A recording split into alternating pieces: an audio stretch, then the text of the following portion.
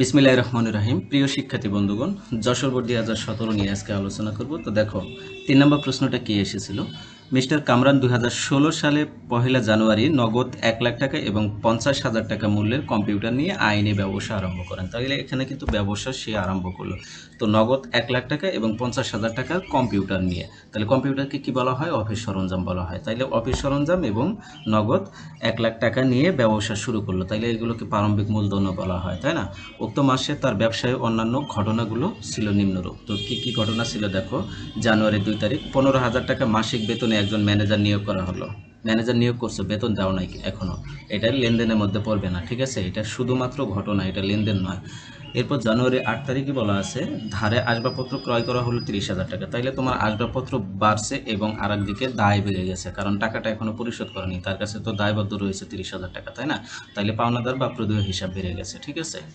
এরপর জানুয়ারির 12 তারিখে বলা আছে মক্কেলদের নগদে আইনি সেবা দেওয়া হলো 25,000 টাকা। ওকে, তাইলে নগদে আইনি সেবা, যেহেতু আইন পেশায় শুরু করেছে, আইনি ব্যবসায় শুরু করেছে, তাই না? তাইলে আইনি সেবাটাই তার হলো কিন্তু প্রোডাক্ট, ঠিক আছে? আইন পেশাটা বা আইনি সেবা দেওয়াটাই কিন্তু তার ইনকামের একমাত্র উৎস। তো এখানে আইনি সেবা দিছে, যার কারণে আইনি সেবা হিসাব নামে হিসাব করতে হবে। যেহেতু এটা কি নগদে দিছে, তাহলে নগদ টাকা পাইছো 25,000 টাকা, নগদ বাড়ছে, আবার সেবা আয় বাড়ছে, ঠিক আছে?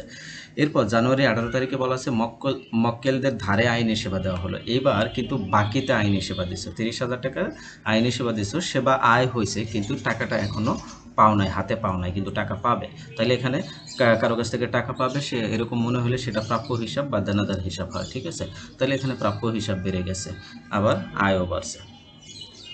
এরপর 20 তারিখে বলা আছে জনতা ব্যাংক লিমিটেড হতে ব্যক্তিগত প্রয়োজনে ঋণ গ্রহণ করা হলো। ব্যক্তিগত প্রয়োজনে সে ঋণ গ্রহণ করবে না, ভ্রমণে যাবে না, বিয়া শাদী করবে না, শ্বশুরবাড়ি থেকে যৌতুক নেবে, এগুলো কোনো কিছু তোমার লেনদেনের মধ্যে পড়বে না, বুঝতে পারছো? কারণ মালিক ব্যক্তিগত প্রয়োজনে বাহিরে তার পার্সোনাল কোনো কাজ করলে যেটা ব্যবসায়ের সাথে সম্পৃক্ত নয়, সেটা ওই কোনো লেনদেনের মধ্যে পড়বে না, বুঝতে পারছো? সে জনতা ব্যাংক লিমিটেড হতে ব্যক্তিগত প্রয়োজনে ঋণ গ্রহণ করছে, এটা তোমার ব্যবসার সাথে কোনো সম্পৃক্ত না, তাইলে এটা লেনদেন না, বুঝতে পারছো? এরপর জানুয়ারি 30 তারিখ বলা আছে চলতি মাসে ম্যানেজারের বেতন পরিশোধ করা হলো। ওই যে 15,000 টাকা, একদম 2 তারিখে 15,000 টাকা বেতনে যে ম্যানেজার নিয়োগ দিলাম, ওকে বেতন পরিশোধ করছে, এইবার এই লেনদেন হয়ে গেছে, ঠিক আছে? তাহলে 15,000 টাকা নগদ চলে গেছে, আর বেতন একটা খরচ বেড়ে গেছে। 30 তারিখে জানুয়ারি 30 তারিখ বলা আছে ধারেকৃত আসবাবপত্রের মূল্য পরিশোধ করা হলো 10,000 টাকা। তাইলে ওই যে আসবাবপত্র ক্রয় করছিল কত? 30,000 টাকা ধারে, ঠিক আছে? সেখানে 10,000 টাকার মূল্য আজকে দিয়ে দিচ্ছে, তার মানে কি দায় 10,000 টাকা কমে গেছে, আবার নগদ 10,000 টাকা কমে গেছে। 31 জানুয়ারি বলা আছে জানুয়ারি মাসে অফিস ভাড়া পরিশোধ করা হলো 12,000 টাকা। ওকে, তাইলে ভাড়া একটা খরচ আর নগদ টাকা কমে গেছে। এখানে ক নম্বর প্রশ্ন বলছে ব্যবসায়িক লেনদেন নয় এমন ঘটনাসমূহ চিহ্নিত করে মোট পরিমাণ নির্ণয় করো। তো মোট পরিমাণ নির্ণয় করতে বলছে। আমরা কিন্তু প্রশ্ন পড়তে পড়তে অলরেডি কোনটা কোনটা লেনদেন নয় সেটা কিন্তু ফাইন্ড আউট করেই ফেলছে। তো এই যে প্রথমে যে জানুয়ারি 2 তারিখ 15,000 টাকা বেতনে একজন ম্যানেজার নিয়োগ করা হলো, এইটা। আর হলো এই যে জানুয়ারি 20 তারিখ জনতা ব্যাংক লিমিটেড হতে ব্যক্তিগত প্রয়োজনে ঋণ গ্রহণ করা হলো 50,000 টাকা। এই দুইটা লেনদেন নয়, ঠিক আছে? এগুলো শুধুমাত্র ঘটনা, এগুলো লেনদেন নয়, ঠিক আছে? তাইলে 15,000 আর 50,000 যোগ করলে কত হবে? 65,000। এখানে কিন্তু পরিমাণ নির্ণয় করতে বলছে, শুধুমাত্র এমন বলে নাই যে লেনদেন নয় এমন ঘটনাগুলো চিহ্নিত করো, এটা বলে নাই। চিহ্নিত করে তার পরিমাণ নির্ণয় করতে বলছে, তাইলে টাকার অ্যামাউন্টটা দিতে হবে। আর যদি শুধু বলতো যে চিহ্নিত করো তাহলে কিন্তু শুধু ওই লেনদেনগুলো লিখে দিত, টাকার অ্যামাউন্ট আর দেখানো লাগতো না, ঠিক আছে? এরপরে খ নম্বর প্রশ্ন বলছে 2016 সালে জানুয়ারি মাসের শেষে মিস্টার কামরানের স্বত্বাধিকারের পরিমাণ নির্ণয় করো। তো স্বত্বাধিকারের পরিমাণ নির্ণয়, তো স্বত্বাধিকারের পরিমাণটা কিভাবে নির্ণয় করবা? প্রারম্ভিক মূলধনের সাথে সকল প্রকার আয় যোগ করবা আর সকল প্রকার ব্যয় বিয়োগ করে দেবা। তাহলে প্রথমে আমরা কি প্রারম্ভিক মূলধন, যেটা ওই যে ব্যবসায় শুরু করলো যে টাকা নিয়ে, সেটা, ঠিক আছে? যে 1 লাখ টাকার নগদ এবং 50,000 টাকার কম্পিউটার সরঞ্জাম নিয়ে ব্যবসা শুরু করছে, তাহলে এই 1,50,000 টাকা এটা প্রারম্ভিক মূলধন। এর সাথে আয়গুলো যোগ করব, ব্যয়গুলো বাদ দেবো। তো কি কি আয় ছিল এখানে? আয় ছিল হলো এই যে কি নগদে আইনি সেবা আয় দেওয়া হলো, এইটা যোগ করতে হবে, ধারে আইনি সেবা এইটাও যোগ করতে হবে। তারপর ব্যয় আসছিল ম্যানেজারের বেতন পরিশোধ করা হয়েছে 15,000 টাকা, এটা বিয়োগ করতে হবে। তারপরে হলো তোমার ভাড়া পরিশোধ করা হয়েছে, এটা বিয়োগ করতে হবে। কিন্তু এই যে আসবাবপত্রের মূল্য যে পরিশোধ করা হয়েছে এটা ব্যয় না, কিন্তু এটা দায় কমানো হয়ে গেছে, ঠিক আছে। তাহলে এই যে 4টা লেনদেন আসবে প্রারম্ভিক মূলধনের সাথে। তাহলে নগদে আইনি সেবা প্রদান, যেটাকে আয় বলা হয়, 25,000 টাকা যোগ করবা, যোগ ধারে আইনি সেবা প্রদান, যেটাকে আয় বলা হয়, 30,000 টাকা, এটাও যোগ করবা। এরপর ম্যানেজারের বেতন প্রদান, এটা খরচ বাদ দিতে হবে, 15,000 টাকা বাদ দিয়ে দিবা। অফিস ভাড়া পরিশোধ, এটা খরচ, এই 12,000 টাকা, এটা বাদ দেবা। তাইলে এই যে যোগ বিয়োগ করে লাস্টের রেজাল্ট আসে কত? 1,78,000 টাকা। তো 1,78,000 টাকাই হলো স্বত্বাধিকারের পরিমাণ বা নিট মালিকানা সত্ত্ব বা এটা নিট মূলধন, ঠিক আছে। এরপর গ নম্বর প্রশ্ন বলছে বিবরণী ছকে হিসাব সমীকরণের উপর লেনদেনের প্রভাব দেখাও।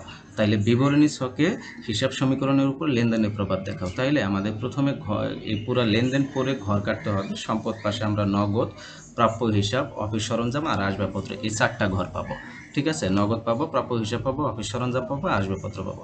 তো পুরো এন্ট্রিগুলো আগে পড়তে হবে, পরে দেখতে হবে যে সম্পদ পাশে কী কী ঘর আছে, তারপরে ঘর কাটতে হবে। এরপর দায় পাশে শুধু প্রদেয় হিসাব পাবো, আর মালিকানা সত্ত্বে মূলধন হিসাব থাকে, এটা তো আমরা জানি।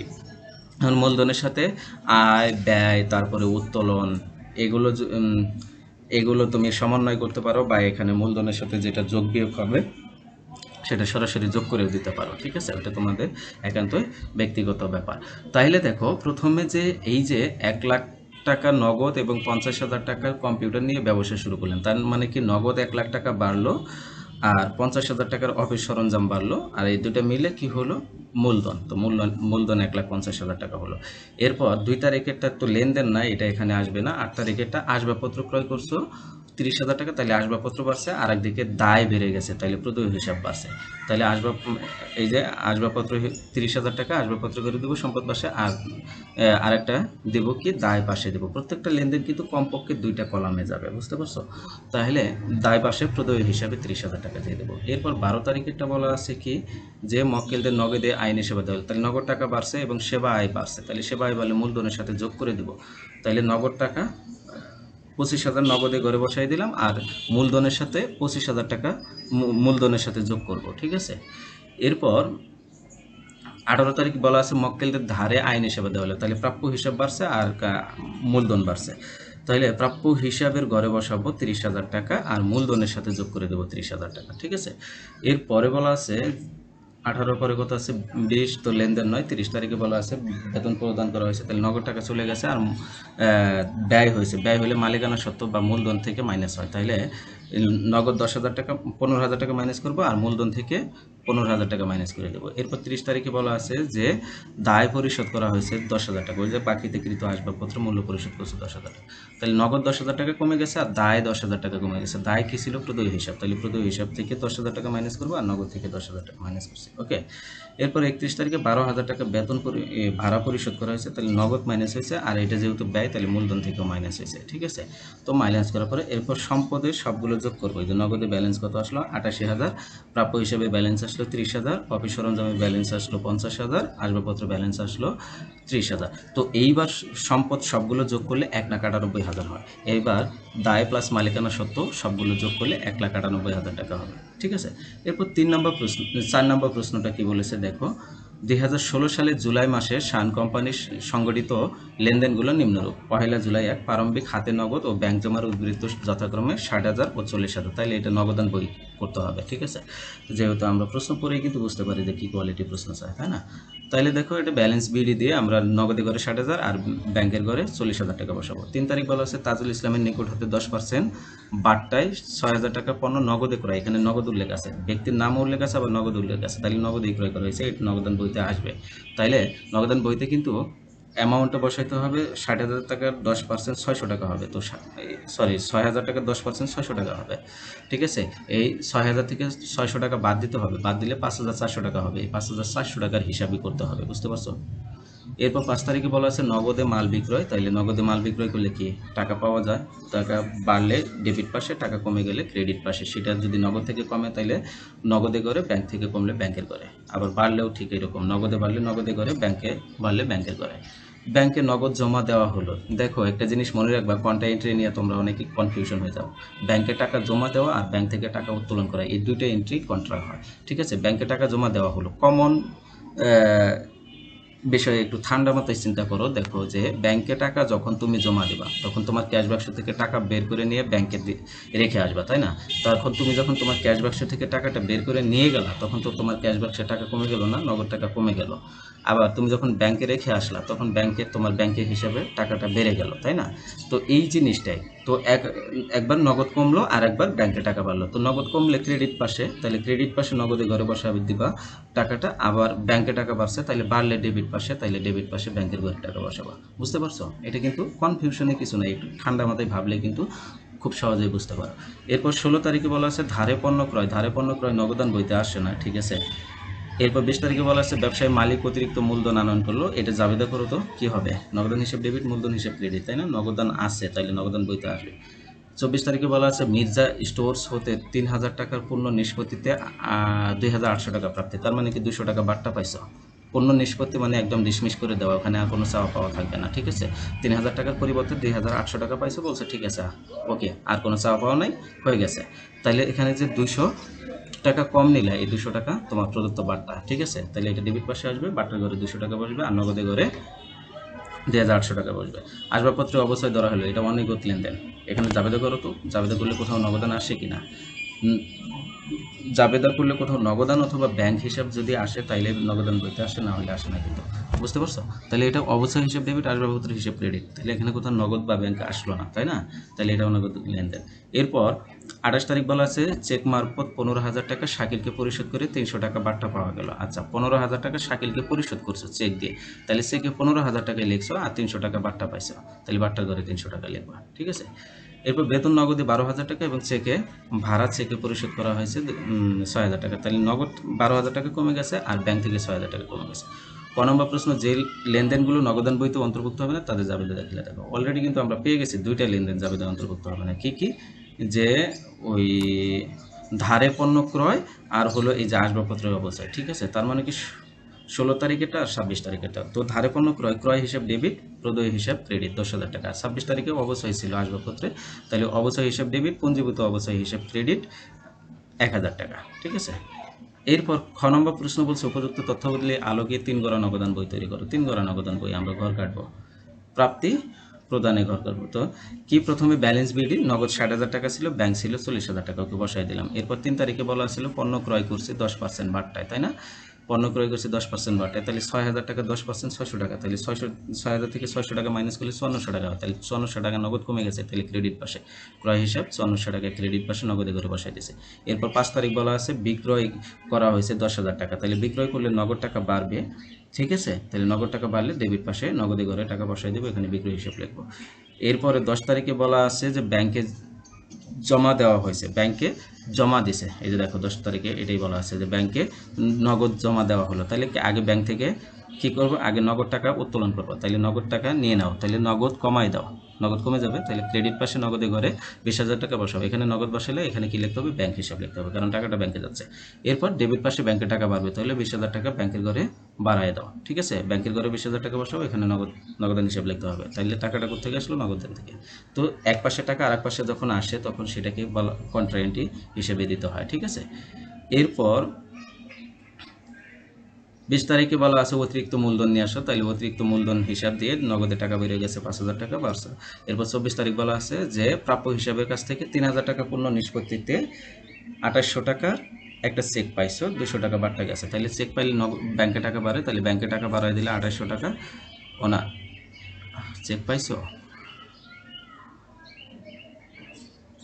না, পণ্য নিষ্পত্তিতে নগদ প্রাপ্তি, চেক প্রাপ্তি না, তাহলে নগদ টাকা বাড়ছে, তাহলে নগদে করে 2800 টাকা আর বাট্টার করে 200 টাকা বসাই দেবো। এরপর 28 তারিখে বলা আছে শাকিলকে প্রদান করছো 1500 টাকা চেকে আর 300 টাকা বাট্টা পাইছে, তাহলে ব্যাংক থেকে 1500 টাকা কমে যাবে আর 300 টাকা বাট্টা ঘরে বসবে। বেতন পরিশোধ করছো 1200 টাকা নগদে, 12,000 টাকা নগদে, তাহলে নগদে ঘর থেকে 12,000 টাকা বসবে। আর ভাড়া পরিশোধ করছো চেকে 6,000 টাকা, তাহলে ব্যাংকের ঘরে 6,000 টাকা বসবে ক্রেডিট পাশে, ঠিক আছে। এবার ব্যালেন্স করবো, তো বাট্টার কিন্তু ব্যালেন্স বিডিসিডি করতে হয় না, বাট্টার দুই পাশে যা যোগ ফল আসবে তাই সেটাই লিখতে হবে। তো ডেবিট পাশে যোগ আসছে 200 টাকা, ক্রেডিট পাশে যোগ আসছে 300 টাকা, ওকে, বাট্টা কমপ্লিট করলাম।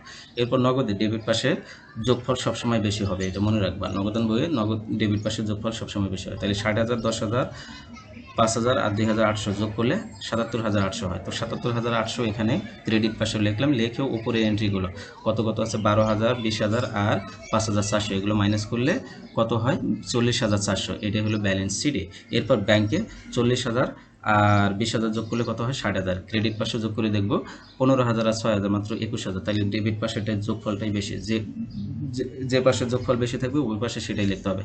তাহলে 60,000 টাকা ওই পাশে লিখবো, কম আছে কোন পাশে ক্রেডিট পাশে। তাহলে ক্রেডিট পাশে কত টাকা কম আছে 60,000 থেকে 6,000 আর 15,000 মাইনাস করলে 39,000 টাকা থাকে। তো এটাই ব্যালেন্স শিটে। তো ব্যালেন্স শিটে যে পাশে থাকবে তার বিপরীত পাশে পরের মাসের 1 তারিখে ব্যালেন্স বিডি দিয়ে লিখতে হবে। তো ব্যালেন্স বিডি নগদে 40,400 আর ব্যাংকে 39,000। ঠিক আছে।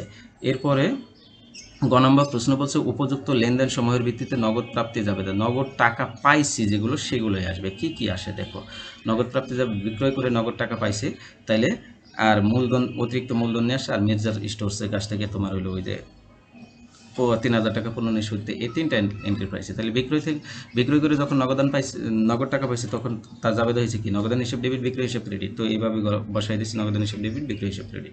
এরপর যখন অতিরিক্ত মূলধন নিয়ে আসে তখন জাবেদা কি হয়েছে নগদান হিসেব ডেবিট অতিরিক্ত মূলধন হিসাব ক্রেডিট। তো অতিরিক্ত মূলধন নামে যেহেতু ঘর নাই তাহলে অন্যান্য ঘরে যাবে। এরপর যখন মির্জা স্টোরসের কাছ থেকে 3,000 টাকা পণ্য নিষ্পত্তিতে 250 টাকা পেলাম তখন নগদান হিসাব ডেবিট 250 টাকা লিখলাম, প্রদত্ত বার্তা হিসাব ডেবিট 200 টাকা লিখলাম, আর প্রাপ্য হিসাব 3,000 টাকা ক্রেডিট লিখে দিতে হবে। ঠিক আছে, এবার যোগ করে দিতে হবে এগুলো সব। এরপর 5 নম্বরটা দেখো 2016 সালে 1 জানুয়ারি তারিখে জনাব শিবলি নগদ 20,000 টাকা, ব্যাংক জমা 30,000 টাকা, যন্ত্রপাতি 40,000 টাকা এবং তার বন্ধু সাকিবের নিকট হতে 10,000 টাকা ঋণ নিয়ে ব্যবসা শুরু করলেন। তাহলে ব্যবসা শুরু করছেন কি কি নিয়ে, নগদ, ব্যাংক জমা, যন্ত্রপাতি আর ঋণ। ঠিক আছে, উক্ত মাসে তার ব্যবসায় নিম্নলিখিত লেনদেনগুলো সম্পাদিত হয়েছিল। 5 তারিখে জানুয়ারি 5 তারিখে বলা আছে ব্যক্তিগত প্রয়োজনে নগদ উত্তোলন। ঠিক আছে, তাহলে উত্তোলন হিসাব হবে এটা। জানুয়ারি 8 তারিখে বলা আছে চেক মারফত তার ছেলের স্কুলের ফি প্রদান, তাহলে ব্যাংক থেকে টাকা কমে গেছে। ঠিক আছে, উত্তোলন হিসাব এটা, উত্তোলন হিসাব তার ব্যক্তিগত খরচ। 10 তারিখে বলা আছে নতুন যন্ত্রপাতি ক্রয়, তাইলে এটা সম্পদ বাড়ছে। 16 তারিখ বলা আছে মালিকের ব্যক্তিগত ঋণ পরিশোধ করা হলো, এটাও তার মালিকের ব্যক্তিগত খরচ, এটা উত্তোলন হিসাবে যাবে। 18 তারিখ বলা আছে চেক মারফত যন্ত্রপাতি সংস্থাপন ব্যয় করা হলো, তাহলে এটা যন্ত্রপাতির সাথে অ্যাড হয়ে যাবে, ব্যাংক থেকে টাকা কমবে। মোট উত্তোলনের পরিমাণ নির্ণয় করো। তো উত্তোলনে যে ব্যক্তিগত প্রয়োজনে নগদ উত্তোলন করছে, ছেলের স্কুলের ফি প্রদান করছে আর ব্যক্তিগত ঋণ পরিশোধ করছে, এই তিনটা। ঠিক আছে, তাইলে কি কি দেখো, ব্যক্তিগত প্রয়োজনে নগদ উত্তোলন 2,000 টাকা, ছেলের স্কুলের ফি প্রদান 1,000 টাকা, মালিকের ব্যক্তিগত ঋণ পরিশোধ 5,000 টাকা। তাহলে তিনটা যোগ করলে কত হবে 8,000 টাকা, এটা মোট উত্তোলন তার। খ নম্বর প্রশ্ন বলছে উপযুক্ত নগদ লেনদেনগুলোর সাধারণ জাবেদা দেখাও। তো এই যে নগদ লেনদেনগুলো রয়েছে সেগুলোর সাধারণ জাবেদা দেখাইতে বলছে। তো প্রথমে কি করতে হবে, 1 তারিখে যে নগদান হিসাব ডেবিট, ব্যাংক হিসাব ডেবিট, মূলধন হিসাব ক্রেডিট 60,000 টাকা নিছো। ঠিক আছে, কারণ কি কি নিয়ে ব্যবসা শুরু করলাম, নগদ 20,000 টাকা, ব্যাংক জমা 30,000 টাকা আর যন্ত্রপাতি 40,000 টাকা।